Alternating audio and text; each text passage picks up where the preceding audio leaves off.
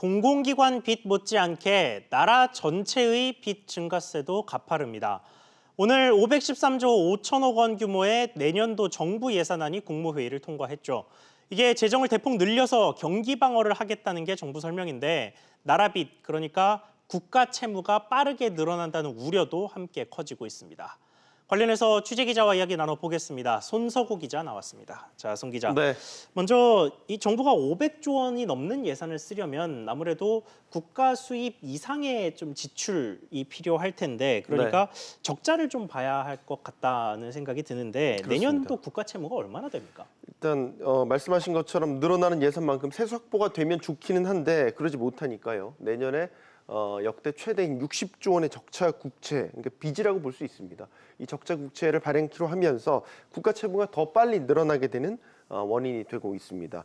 국가 채무 규모를 연도별로 보면요. 먼저 국가 채무 규모는 올해 740조 원에서 내년에는 800조 원을 돌파하게 되고요. 계속 이렇게 늘어나다가 5년 뒤에는 2023년에 1000조 원을 넘어설 것으로 예상이 되고요. 예. 이에 따라서 역시 GDP 대비한, 즉 국내 총생산과 대비한 국가 채무 비율을 계산해 보면 올해 37.1%였는데 인데 내년에는 39.8%, 2023년에는 46.4%까지 확대되게 됩니다.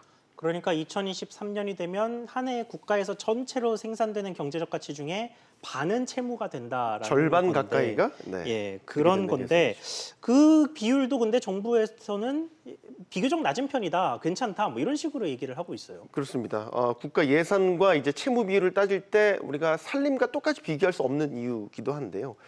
정부가 이제 매년 예산을 늘릴 때마다 단골 메뉴처럼 설명하는 게 선진국과 비교하는 거죠. 예. 경제협력개발기구 OECD 평균 국가 채무 비율이 100%가 넘습니다. 우리가 40% 미만이기 때문에 예. 많이 낮다라고 볼 수 있겠고요. 미국과 비교를 해보면 135%, 일본은 200%가 넘는 상황입니다.